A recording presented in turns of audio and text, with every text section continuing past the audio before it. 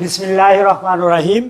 সুপ্রিয় শিক্ষার্থীবৃন্দ, মেহের ডিগ্রি কলেজের শেখ রাসেল ডিজিটাল ল্যাবে ক্লাস থেকে অনলাইন ক্লাস থেকে তোমাদের সবাইকে আমি স্বাগতম। আমি প্রভাষক মোহাম্মদ মিজানুর রহমান, পদার্থবিজ্ঞান, মেহের ডিগ্রি কলেজ, শাহরাস্তি চাঁদপুর। আমি আশা করি তোমরা সবাই এই করোনাকালীন পৃথিবীব্যাপী আমরা জানি এই করোনাকালীন দুর্যোগ চলতেছে, এটা তোমরা নিজেরা সবাই অবগত আছো। আমরা কেন অনলাইন ক্লাসে তোমাদের সামনে হাজির হয়েছি? এই জন্য তোমাদের সামনে অনলাইন ক্লাসে হাজির হয়েছি কারণ তোমরা নিজেরা যাতে বাসায় আমাদের বইয়ের সাথে সংযুক্ত থাকো। কারণ বিজ্ঞান বিভাগের শিক্ষার্থীরা বইয়ের সাথে সংযুক্ত থাকলে তারা আমাদের সাথে যোগাযোগ স্থাপন হয় এবং তোমরা দুর্যোগের কারণে এখন আমাদের সরাসরি ক্লাসগুলোতে অংশ নিতে পারতেছো না। এতে আমাদেরও যেমন খারাপ লাগতেছে, তোমাদেরও তেমনি আমি মনে করি যে তোমাদেরও তেমন খারাপ লাগতেছে। তাও এটা করা কিছু নাই, তোমাদের এই ক্ষতি পুষিয়ে নেওয়ার জন্য আমরা আপ্রাণ চেষ্টা করতেছি। মেহের ডিগ্রি কলেজের শেখ রাসেল ডিজিটাল ল্যাব থেকে আমরা চেষ্টা করব তোমাদেরকে যত বেশি অগ্রসর করা যায়, কারণ তোমরা শিক্ষার্থীরা আমাদের দিকে চেয়ে আসো। আমরাও চেষ্টা করব তোমাদেরকে যত বেশি পাঠ দেওয়া যায়, যত বেশি তোমাদেরকে বইয়ের সাথে সম্পৃক্ত রাখা যায়। আশা করি তোমরা এই করোনাকালীন সময়ে বাংলাদেশ সরকারের প্রণীত স্বাস্থ্যবিধি যথাযথভাবে মেনে চলবে। এই স্বাস্থ্যবিধি মেনে তোমরা সুস্থ থাকার চেষ্টা করবে, সুস্থ থেকে বইয়ের সাথে সম্পৃক্ত থাকবে। প্রতিদিনেই আমাদের এখান থেকে ক্লাস হচ্ছে।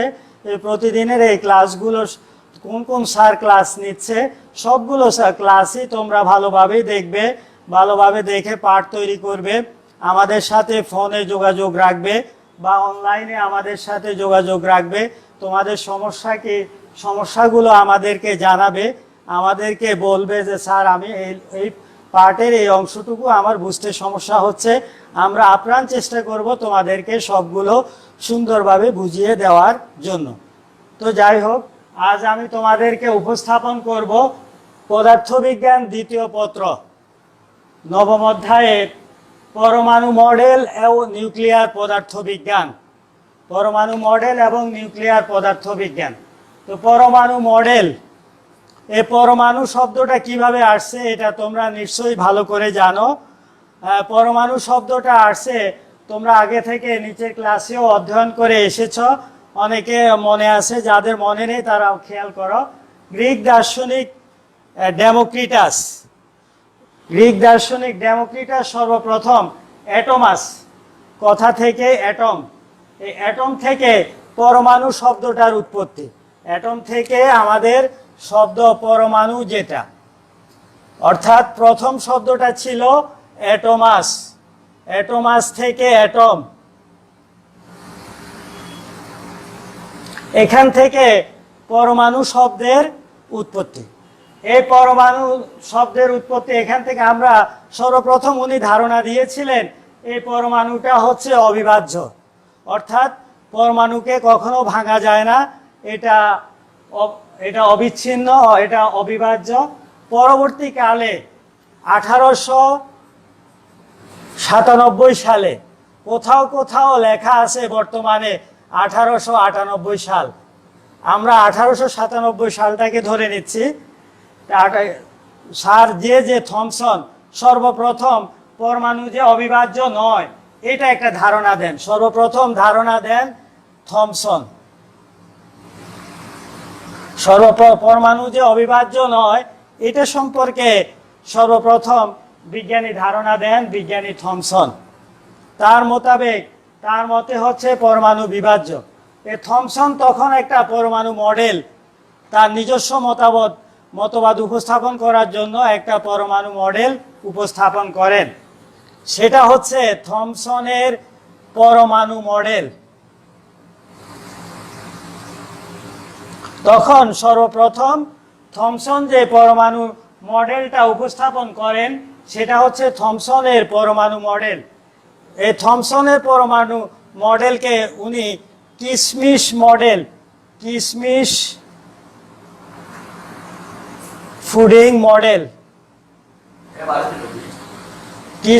ফুডিং মডেলের সাথে তুলনা করেছেন।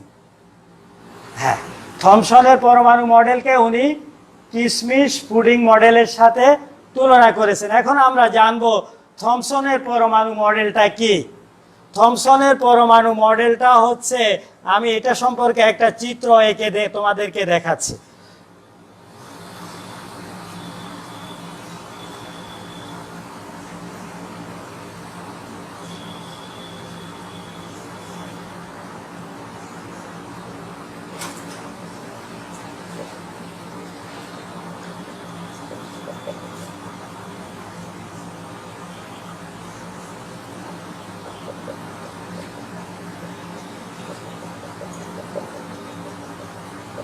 এই থমসনের পরমাণু মডেলে তোমরা নিশ্চয়ই দেখতে পাচ্ছ যে একটা গোলাকার আবদ্ধ জায়গার মধ্যে কতগুলো ঋণাত্মক মানে ইলেকট্রন, ঋণাত্মক চার্জ কাদের? ইলেকট্রনের, অর্থাৎ ঋণাত্মক চার্জ যুক্ত কণিকা ইলেকট্রন অবস্থিত। থমসন, তাহলে আমরা বলতে পারি যে আসলে ইলেকট্রনের আবিষ্কারটা করেন কে? কোন বিজ্ঞানী ইলেকট্রনের আবিষ্কার করেন? তাহলে আমি বলতে পারবো যে সর্বপ্রথম পরমাণুর মধ্যে আবিষ্কৃত হয় হচ্ছে ইলেকট্রন। কে? বিজ্ঞানী থমসন 1897 সালে সর্বপ্রথম যে পরমাণুকে বিভাজ্য বলে ধারণা দিয়ে তার মতবাদ যে উপস্থাপন করেন, সেই উপস্থাপিত মডেলের মধ্যে উনি ধারণা দেন তার মডেল যে পরমাণুর মধ্যে ইলেকট্রন রয়েছে, আর বাকিটুকু অংশ হচ্ছে ফাঁকা। এই ফাঁকা অংশটা, এটা আমরা যেরকম, তোমরা শিক্ষার্থীরা আজকে যে তোমরা জেনে থাকো যে তোমরা অনেকেই ফুডিং খেয়েছো বা অনেকে বাসায় ফুডিং তৈরি করে দেখো বা ফুডিং খেয়েছো। ফুডিং এর ভিতরে তোমরা নিশ্চয় দেখে থাকবে যে কিশমিশগুলো এরকম ভাবে বিভিন্ন জায়গায় ছড়িয়ে ছিটিয়ে থাকে। এই ছড়িয়ে ছিটিয়ে থাকা কিশমিশগুলোকে তোমরা ঠিক থমসনের পরমাণু মডেলের সাথে তুলনা করতে পারো। এই জন্য এই মডেলকে মাঝে মধ্যে কখনো কখনো এখন আমরা কিশমিশ পুডিং মডেলও বলে থাকি। আর বাকি অংশগুলো জুড়ে রয়েছে কি? ফাঁকা স্থান। উনি এতটুকু ধারণা দিয়েছেন যে আমার পরমাণুটা বিভাজ্য এবং পরমাণুর মধ্যে ইলেকট্রন রয়েছে এবং এই ইলেকট্রনগুলো একটা কতগুলো দূরত্ব মেনে অবস্থান করে। হ্যাঁ, কিন্তু পরবর্তী সময়ে বিজ্ঞান 1911 সালে এসে বিজ্ঞানী রাদারফোর্ড 1911 সালে এসে বিজ্ঞানী রাদারফোর্ড বলেছেন যে থমসনের পরমাণু মডেলটা পুরোপুরি যুক্তিযুক্ত নয়। তখন তিনি 19বিংশ শতাব্দীতে তিনি ধারণা দেন প্রতিটি পরমাণু ধনাত্মক আধানযুক্ত বস্তু দ্বারা গঠিত। তখন রাদারফোর্ডের পরমাণু মডেল অনুসারে তিনি ধারণা দেন প্রতিটি পরমাণুটা হচ্ছে কি? প্রতিটি পরমাণু ধনাত্মক আধানযুক্ত বস্তু দ্বারা গঠিত। রাদারফোর্ড কত সালে? 1911 সালে। প্রিয় শিক্ষার্থীবৃন্দ, তাহলে তোমরা এতক্ষণ যেটা জেনেছ যে থমসনের পরমাণু মডেলটা তখন 1911 সালের আগ পর্যন্ত টিকে ছিল। এরপরে বিজ্ঞানী রাদারফোর্ড এসে যখন ওনার এই মডেলের উপর পরীক্ষা নিরীক্ষা করে একটা সিদ্ধান্তে উপনীত হন যে প্রতিটি পরমাণুই ধনাত্মক আধানযুক্ত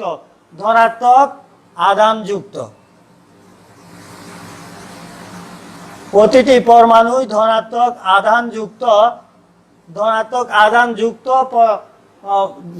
আধানযুক্ত পরমাণু দ্বারা গঠিত। তাহলে আমরা এখন নতুন ধারণা পাচ্ছি। এখন এই ধনাত্মক আধানটা কোথায় অবস্থান করে? রাদারফোর্ডের মতে এই ধনাত্মক আধানটা কেন্দ্রস্থলে পুঞ্জীভূত থাকে, পরমাণুর কেন্দ্রস্থলে পুঞ্জীভূত থাকে। তার মডেলটাকে আমরা যদি চিত্রের মধ্যে উপস্থাপিত করি তাহলে এইভাবে দেখাতে পারি।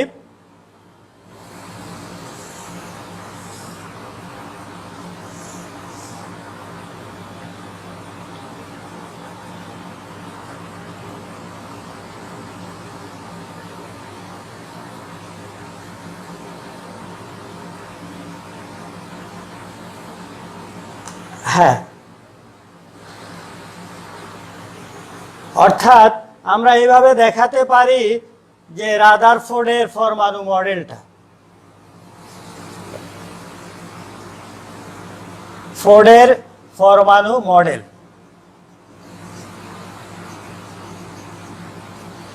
হ্যাঁ, তাহলে আমরা ধনাত্মক আধানটা, শিক্ষার্থীরা তোমরা নিশ্চয়ই দেখতে পাচ্ছ ধনাত্মক আধানটা কোথায় অবস্থিত? পরমাণুর কেন্দ্রে, একটা নির্দিষ্ট জায়গায় পরমাণুর কেন্দ্রে পুঞ্জীভূত রয়েছে। এই ধনাত্মক আধানটা এখানে হচ্ছে প্রোটন। তাহলে এবং এই ধনাত্মক যে আধানযুক্ত কেন্দ্র বা কোন অবস্থান, এটার নামটা উনি দিয়েছেন, এটা হচ্ছে নিউক্লিয়াস। এটা হচ্ছে আমার নিউক্লিয়াস। তাহলে আমরা নিউক্লিয়াস সম্পর্কে ধারণা পাচ্ছি কোন বিজ্ঞানীর কাছ থেকে? তোমরা এখানে সংক্ষিপ্ত প্রশ্ন হিসাবে পাইবা, অবজেক্টিভ হিসাবে পরীক্ষায় তোমাদের নৈর্ব্যক্তিক পরীক্ষা দিতে হয়। সেখানে তোমরা পাইবা যে নিউক্লিয়াস আবিষ্কার করেন কে, কোন বিজ্ঞানী নিউক্লিয়াস আবিষ্কার করেন। তখন তোমরা সেখান থেকে ধারণা পাচ্ছ যে নিউক্লিয়াস আবিষ্কার করেন। তাহলে এখন তোমরা নিশ্চয়ই পরিষ্কার হয়েছ, নিউক্লিয়াস আবিষ্কার করেন বিজ্ঞানী রাদারফোর্ড। এখন তার মতে এই নিউক্লিয়াসকে কেন্দ্র করে কতগুলা কণিকা ঘুরতে থাকে, এটা অর্থাৎ ইলেকট্রনগুলা ঘুরতে থাকে, ইলেকট্রনগুলা কক্ষপথে ঘুরতে থাকে। এটা হচ্ছে রাদারফোর্ডের পরমাণু মডেল। অর্থাৎ তার পরমাণু মডেল, তিনি এই পরমাণু মডেলের সাথে তুলনা করেছেন সৌর পরমাণু মডেল। যেমন এটা হলো আমাদের সূর্য, সূর্যের চারিদিকে একটা গ্রহ, এটা হচ্ছে বুধ,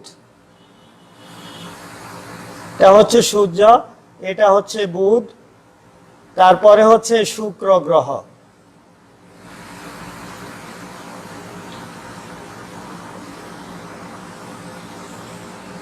তারপরে হচ্ছে আমাদের এই পৃথিবী, আমরা যে পৃথিবীতে বসবাস করি, এই পৃথিবী। তাহলে রাদারফোর্ড তার পরমাণু মডেলের সাথে তুলনা করেছেন কার সাথে? সৌরজগতের সাথে। সৌরজগতের সাথে তুলনা করার পরিপ্রেক্ষিতে রাদারফোর্ডের পরমাণু মডেলকে সৌর মডেল হিসাবেও কি উপস্থাপন করা হয়। যে সৌর মডেল, তোমাদেরকে যদি বলা হয় রাদারফোর্ডের পরমাণু মডেলকে সৌর মডেল বলা হয় কেন, তাহলে তোমরা অবশ্যই বলবে রাদারফোর্ডের পরমাণু মডেলের সাথে সৌরজগৎ। আমরা জানি সৌরজগতে সূর্যকে কেন্দ্র করে গ্রহ, উপগ্রহ, নক্ষত্রগুলা এরকম নির্দিষ্ট কতগুলা কক্ষপথে ঘুরতে থাকে।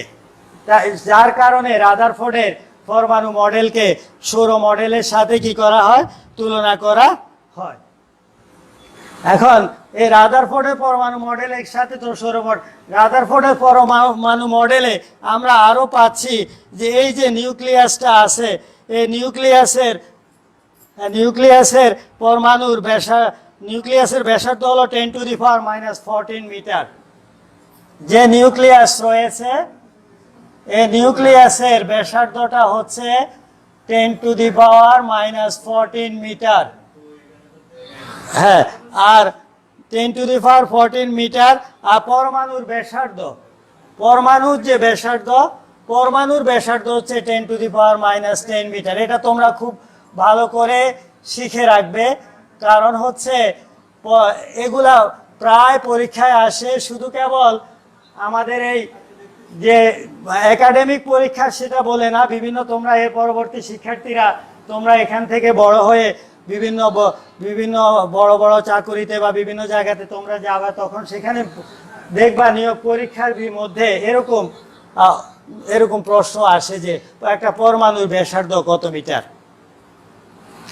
তাহলে আমরা এখান থেকে আমরা বুঝতে পারতেছি যে কি রাদারফোর্ডের পরমাণু মডেলের মধ্যে থেকে ধারণা পাচ্ছি যে কি এই পরমাণু মডেলে কেন্দ্রিকা থাকে, কেন্দ্রিকার মধ্যে থাকে নিউক্লিয়াস, নিউক্লিয়াসের মধ্যে থাকে প্রোটন নিউট্রন, প্রোটন নিউট্রনের বাইরে থাকে হচ্ছে ইলেকট্রন, প্রোটন নিউট্রনের বাইরে থাকে হচ্ছে ইলেকট্রনগুলা ঘুরতে থাকে। কিন্তু তিনি এখান থেকে রাদারফোর্ড কিভাবে তার এই পরমাণু মডেলটা প্রথমটা উপস্থাপন করেন? রাদারফোর্ড তার পরমাণু মডেলটা উপস্থাপন করেন সর্বপ্রথম গাইগার এবং বিজ্ঞানী মাসডেন 6 × 10⁻⁻17 মিটার পুরু স্বর্ণপাতের উপর তেজস্ক্রিয় পোলোনিয়াম ধাতুর পুরু স্বর্ণপাতের উপর 7.68 মেগা ইলেকট্রন ভোল্ট গতিশক্তি আলফা কণা বিক্ষেপণের মাধ্যমে রাদারফোর্ড তার পরমাণু সম্পর্কে এই সিদ্ধান্তগুলো উপস্থাপন করেন বা এই সিদ্ধান্তগুলো সম্পর্কে তিনি ধারণা দেন। এখানে কতগুলা প্রশ্ন তোমাদের চলে আসতেছে। সেই প্রশ্নগুলো হচ্ছে যে যেমন তিনি যে রাদারফোর্ড কোন দুইজন বিজ্ঞানীকে পরীক্ষার জন্য ধারণা দেন, একটা হচ্ছে বিজ্ঞানী গাইগার আর একটা হচ্ছে বিজ্ঞানী মাসডেন। তিনি কোনটা বিষয়ে স্বর্ণপাত তড়িৎ বীক্ষণের উপরে পরীক্ষা আলফা কণা বিচ্ছুরণ পরীক্ষার মাধ্যমে তার মডেলটা সম্পর্কে ধারণা দেন এবং তার মডেলের উপরে যেটা বলা হয়েছিল সে স্বর্ণপাতের পুরুত্ব, এই স্বর্ণপাতের পুরুত্বটা হচ্ছে 6 × 10⁻⁷ মিটার। রাদারফোর্ডের এই পরমাণু মডেলে যে স্বর্ণপাতটা ব্যবহার করা হয়েছিল সেই স্বর্ণপাতের পুরুত্বটা হচ্ছে কত? 6 ×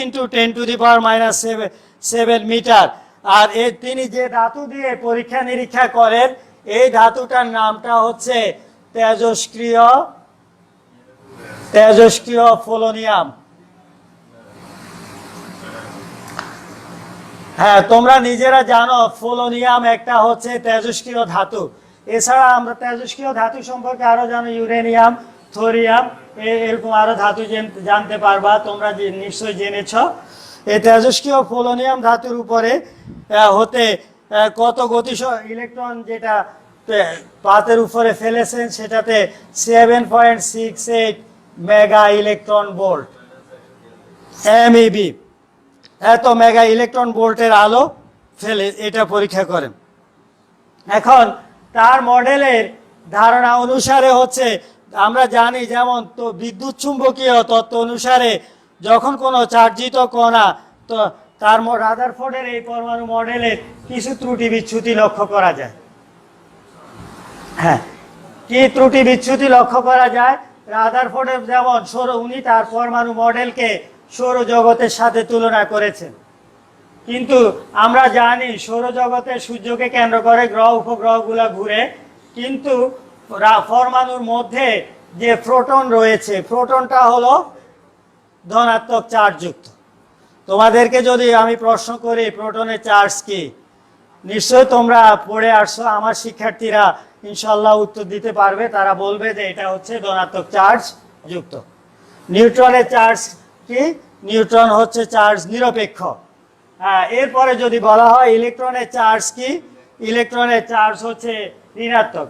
কিন্তু আমরা সৌরজগতের দিকে যদি লক্ষ্য করি তাহলে দেখি যে সৌরজগতের গ্রহ উপগ্রহ যে নক্ষত্রগুলো রয়েছে সেগুলোর কোনো চার্জ নেই। অর্থাৎ তাহলে তার এই মডেলের সাথে এই মডেলের মধ্যে কিছুটা অসঙ্গতি রয়েছে। সৌরজগতে আমরা যে গ্রহ উপগ্রহ নক্ষত্রগুলা দেখতে পাচ্ছি এই গ্রহ উপগ্রহ নক্ষত্রগুলা কোনোটারই কোনো চার্জ নেই। সে অনুসারে আমরা আবার তার মডেলের এই জন্য দু একটা স্বীকার্য আকারে যদি বলতে যাই, আমরা স্বীকার্য আকারে বলতে গেলে ত্রুটি বিচ্যুতিগুলোকে বিদ্যুৎ চুম্বকীয় তত্ত্ব অনুসারে যখন কোনো চার্জিত কণা ত্বরণ নিয়ে পরিভ্রমণ করতে থাকে, কোনো চার্জিত কণা, যেমন আমার এখানে ইলেকট্রন এখানে ইলেকট্রনটা কি করে? পরিভ্রমণ করে। তোমাকে কেউ যদি প্রশ্ন করা হয় যে কোন পরমাণুর মধ্যে কোন কণা পরিভ্রমণ করে, তোমার এখানে প্রশ্ন অনুসারে উত্তর আসবে স্যার ইলেকট্রন, পরমাণুর মধ্যে ইলেকট্রন পরিভ্রমণ করে। যদি বলা হয় ফোটন পরিভ্রমণ করতে পারে কিনা, হ্যাঁ, বা কেন পারে না, তখন তুমি বলবা যে স্যার ফোটন পরিভ্রমণ করতে পারে না, এটা ধনাত্মক চার্জযুক্ত। কেন পারে না? এটা নিউক্লিয়াসের মধ্যে, পরমাণুর অভ্যন্তরে নিউক্লিয়াসের মধ্যে থাকে। এরপরে যদি তোমাকে বলা হয় নিউট্রন, আমার নিউট্রন যদি বলা হয় নিউট্রন কি পরিভ্রমণ করতে পারে? না, নিউট্রনের কোনো চার্জ নেই, নিউট্রন কণা কোনো পরিভ্রমণ করতে পারে না। তাহলে এই অনুসারে আমরা বলতে পারি ইলেকট্রনগুলো যে পরিভ্রমণ করে কক্ষপথে, তখন পরিভ্রমণ করতে করতে শক্তি বিকিরণ করবে। একটা কণা যখন একটা কক্ষপথে পরিভ্রমণ করে তখন শক্তি বিকিরণ করে। এই ক্ষেত্রে ইলেকট্রন সমূহ নিউক্লিয়াসের আকর্ষণজনিত কেন্দ্রমুখী বলের প্রভাব যখন পরিভ্রমণ করবে তখন সে কেন্দ্রের দিকে একটা বল অনুভব করবে। তোমরা নিশ্চয়ই বলবিদ্যায় কেন্দ্রমুখী বল সম্পর্কে পড়ে আসছো এবং নিশ্চয়ই কেন্দ্রমুখী বল জেনেছ, কারণ বৃত্তাকার পথে যে কোনো বস্তু, যে কোনো কণা যদি পরিভ্রমণ করে তখন সে কেন্দ্রের দিকে একটা বল অনুভব করে, সেটা হচ্ছে আমার কেন্দ্রমুখী বল। এই কেন্দ্রমুখী বলের প্রভাবে নিউক্লিয়াসকে প্রদক্ষিণ করছে ইলেকট্রনের উপর, ফলে ইলেকট্রনের উপর অবিলম্ব ত্বরণ থাকবে। এই ইলেকট্রনের উপরে অবিলম্ব ত্বরণের কারণে দেখা যাবে যে কি এক সময় দেখা যাবে আমার এই ইলেকট্রনটা ঘুরতে ঘুরতে শক্তি বিকিরণ করে করে এক সময় এটা নিউক্লিয়াসে এসে পতিত হবে এবং পরমাণুর ফলশ্রুতিতে পরমাণু স্থায়িত্বটা বিনষ্ট হবে। এইভাবে ঘুরতে ঘুরতে যখন এটা নিউক্লিয়াসে এসে পতিত হবে তখন এটার পরমাণুটার স্থায়িত্ব বিনষ্ট হবে, অর্থাৎ পরমাণুটা বিলুপ্ত হয়ে যাবে। তাহলে আমরা পরমাণু পাবো না। তাহলে আমরা বুঝতে পারতেছি যে রাদারফোর্ডের পরমাণু মডেলের মধ্যে এটাও একটা ত্রুটি বা অসঙ্গতি।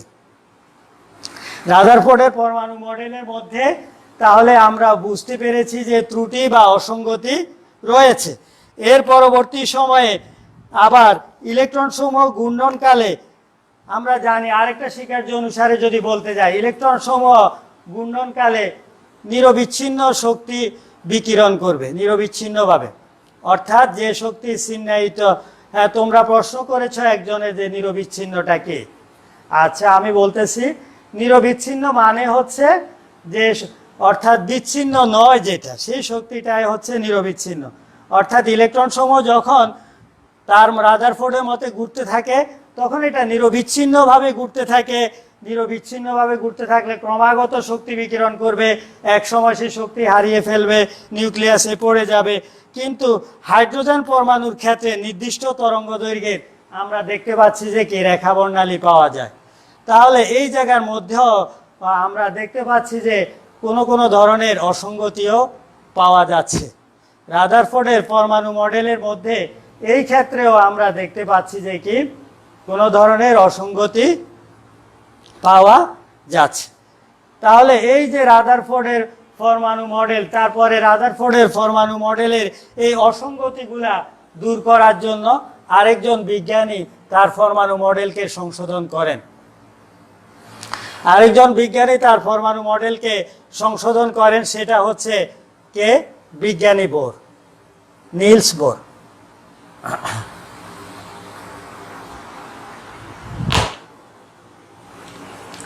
এরপর বিজ্ঞানী নিলস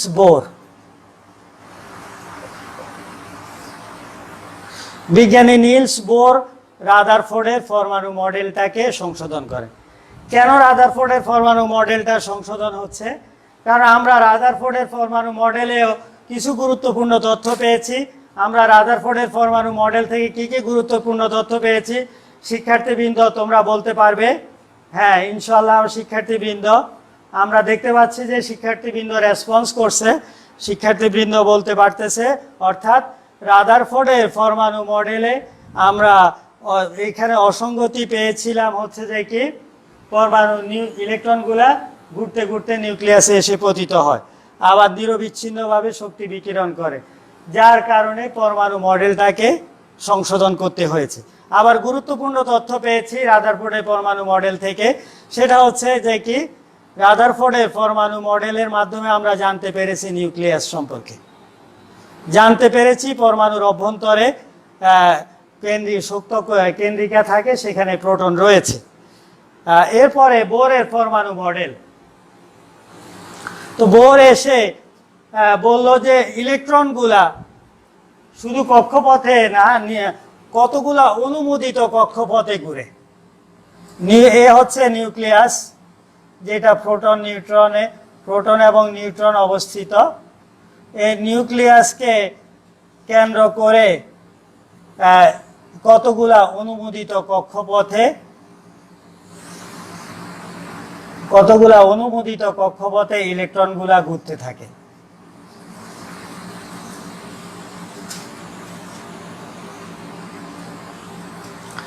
এই কক্ষপথগুলা হচ্ছে চিহ্নিত, অর্থাৎ যেটা রাদারফোর্ড বলেছে অনুমোদিত কক্ষপথ সম্পর্কে ধারণা দিতে পারেনি, বিজ্ঞানী নিলস বোর বলেছেন যে না, পরমাণুগুলা কতগুলো অনুমোদিত কক্ষপথে ঘুরে।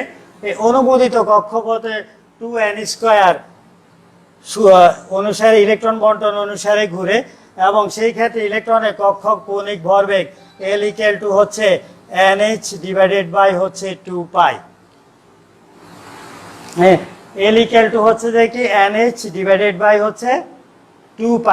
এই অনুসারে রাদারফোর্ডের পরমাণু মডেল, নিলস বোরের পরমাণু মডেল, অর্থাৎ পরমাণু মডেল অনুসারে কতগুলা অনুমোদিত কক্ষপথে ইলেকট্রনগুলা ঘুরবে, কাকে কেন্দ্র করে? নিউক্লিয়াসকে কেন্দ্র করে। নিউক্লিয়াসকে কেন্দ্র করে এই অনুমোদিত কক্ষপথে ঘোরার সময় ইলেকট্রনগুলা কোনো শক্তি বিকিরণ করবে না এবং কোনো শক্তি হারাবেও না। অনুমোদিত কক্ষপথে যখন ইলেকট্রন সমূহ ঘুরবে তখন কোনো শক্তি বিকিরণ করবে না এবং কোনো শক্তি হারাবে না।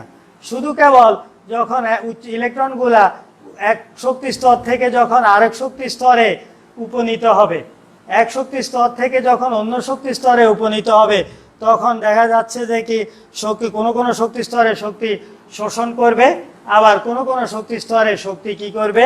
বিকিরণ করবে। নির্দিষ্ট কতগুলা কথা, অর্থাৎ নিলস বোর এসে আমাদের এই যে পরমাণু মডেল ও নিউক্লিয়ার পদার্থ বিজ্ঞান এটাকে সমৃদ্ধশালী করেছে। কিভাবে?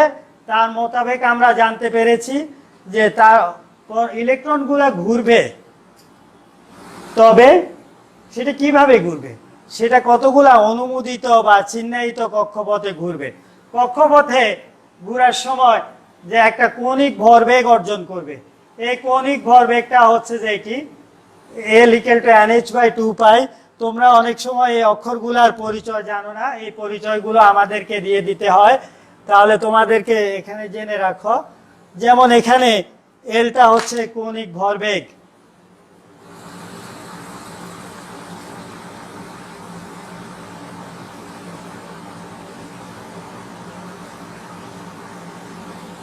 এলটা হচ্ছে কৌণিক ভরবেগ, এনটা হচ্ছে কক্ষপথের সংখ্যা,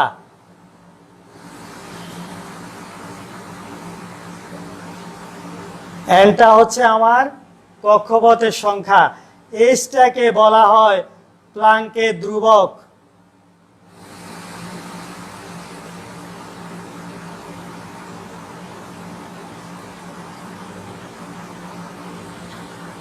এটার মানটা হচ্ছে, এটার একটা নির্দিষ্ট মান আছে 6.634 × 10⁻³ জুল সেকেন্ড। এই মানটা তোমাদের বিভিন্ন ধরনের গাণিতিক সমস্যায় তোমাদের এই যে যেমন প্লাঙ্কের ধ্রুবক H হলো প্লাঙ্কের ধ্রুবক, এটার মানটা হলো 6.634 × 10⁻³ জুল সেকেন্ড, এটা কাজে লাগবে। এবং এই সূত্রটা তোমাদের কাজে লাগবে বিভিন্ন ধরনের গাণিতিক সমস্যায়।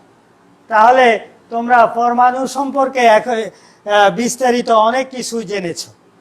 এখন তোমাদেরকে আমি পরমাণু সম্পর্কে, যেমন বোরের পরমাণু মডেল জেনেছো, থমসনের পরমাণু মডেল জেনেছো, রাদারফোর্ডের পরমাণু মডেল জেনেছো, বোর পরমাণু মডেল জেনেছো। তোমরা যখন আরো উচ্চতর শ্রেণীতে অধ্যয়ন করবে তখন দেখবে যে আরো পরমাণু মডেল সম্পর্কে তোমাদের ধারণা আসবে। এখন এই পরমাণু মডেলগুলা নিয়ে তোমরা বাসায় কি করবে? অধ্যয়ন করবে। পরমাণু মডেলগুলা নিয়ে তোমরা বাসায় অধ্যয়ন করবে। এখান থেকে তোমরা প্রশ্ন তৈরি করবে, যেমন এখান থেকে আমাদের জ্ঞানমূলক প্রশ্ন হয়। এখান থেকে আমাদের জ্ঞানমূলক প্রশ্ন হয় যে পরমাণু অবিভাজ্য, এটা কোন বিজ্ঞানী এই সম্পর্কে ধারণা দেন। তারপরে এখান থেকে আমাদের প্রশ্ন হয় থমসনের অনুধাবনমূলক প্রশ্ন, থমসনের পরমাণু মডেলটা কি। ঠিক আছে, তোমাদের যেমন বলবে যে অনুধাবনমূলক প্রশ্ন, থমসনের পরমাণু মডেল সম্পর্কে তোমার ধারণা ব্যক্ত করো। তখন তুমি এই থমসনের পরমাণু মডেল সম্পর্কে তুমি কি করতে হবে, তোমার ধারণা ব্যক্ত করতে হবে। যত বেশি সুন্দর ধারণা উপস্থাপন করবা তত বেশি তুমি পূর্ণাঙ্গ নাম্বার পেয়ে ভালো ফলাফল অর্জন করবা। এটা থমসনের পরমাণু মডেল পরে আসতে পারে রাদারফোর্ডের পরমাণু মডেল। রাদারফোর্ডের পরমাণু মডেল, এই মডেলটা কিভাবে আবিষ্কৃত হয় এবং কত সালে কিভাবে আবিষ্কৃত হয় তোমাদেরকে আমি নিশ্চয়ই ধারণা দিয়েছি, আলফা কণা বিক্ষেপণ পরীক্ষার মাধ্যমে। স্বর্ণপাত তড়িৎ বীক্ষণ যন্ত্রের উপরে আলফা কণা বিক্ষেপণের মাধ্যমে রাদারফোর্ডের পরমাণু মডেলটা কি হয়, আবিষ্কৃত হয়।